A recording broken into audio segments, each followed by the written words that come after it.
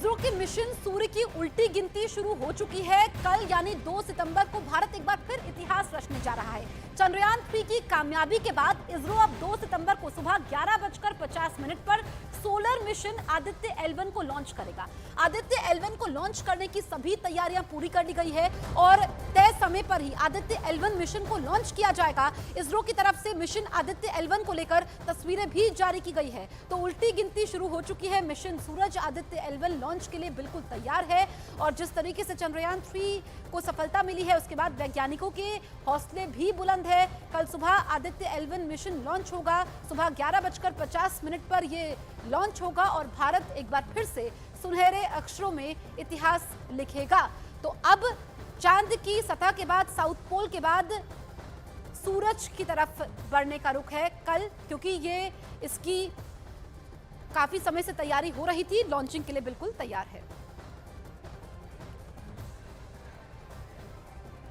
तो भारत के पहले सोलर मिशन आदित्य L1 का काउंटडाउन शुरू हो गया है। स्पेस इंडिया के योगेश कुमार जोशी ने बताया है कि मिशन सूरज को पढ़ने का मिशन है।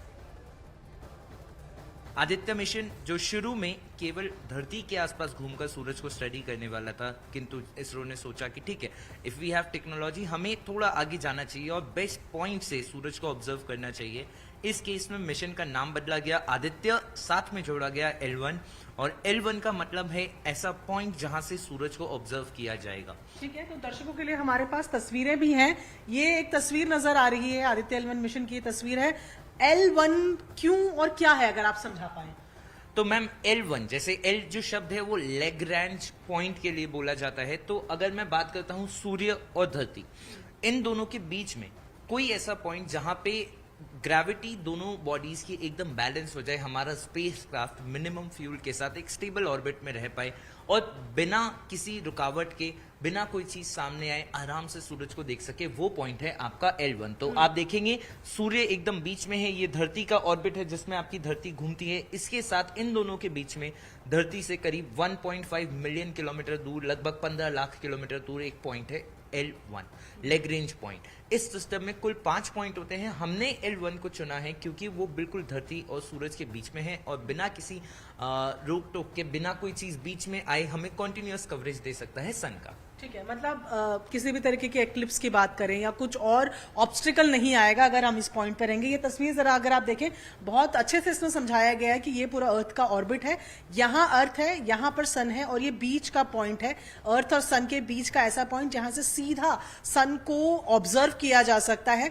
लेकिन सन की जब हम बात करते हैं योगेश, तो क्या किस तरीके का है सन, कैसा है? जैसे हम देखते हैं एक ऑरेंज कलर का गोला जो हमें नजर आता है, वैसा शांत है?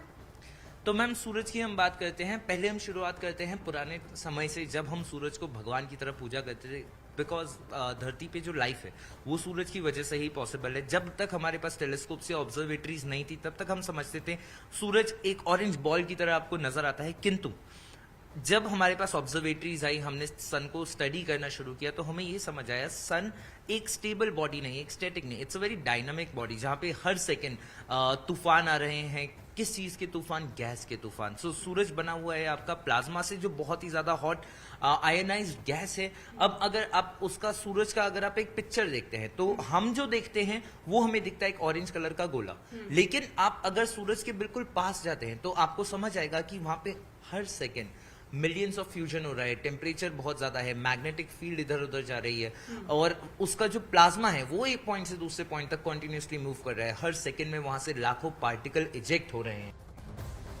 तो इसरो के मिशन सूर्य की उल्टी गिनती शुरू हो चुकी है। इसरो ने मिशन को लॉन्च करने की सभी तैयारी पूरी कर ली है। मिशन सूर्य को लॉन्च करने के लिए किस रॉकेट का इस्तेमाल होगा, एक एक करके हम आपको बताते हैं। देखिए, इसरो का मिशन सूर्य है, लॉन्चिंग में PSLV एक्सेल रॉकेट का इस्तेमाल किया जाएगा। यह खास रॉकेट है जो L1 पॉइंट तक पहुंचेगा। कल सुबह 11:50 पर श्रीहरिकोटा स्पेस सेंटर से यह लॉन्चिंग होगी। काउंटडाउन शुरू हो चुका है। इंतजार कल सुबह 11:50 का है। धरती और सूरज के बीच की 1% दूरी ये तय करेगा। ये सबसे जरूरी पॉइंट है कि इसका काम क्या होगा और सूरज में जिस तरीके से प्लाज्मा है, उसके बाद कई सारी जानकारियां पहुंचेगी। 127 दिन बाद सूर्य के L1 पॉइंट तक ये पहुंचेगा, यानी कि कल लॉन्चिंग होगी। इंतजार करना होगा 127 दिनों का, उसके बाद L1 पॉइंट। L1 पॉइंट इसलिए चुना गया है क्योंकि L1 पॉइंट से जो सूरज है वो बिल्कुल क्लियर दिखता है। अब L1 पॉइंट पर पहुंचने के बाद डेटा भेजना ये शुरू कर देगा रॉकेट, ये सबसे अहम होगा।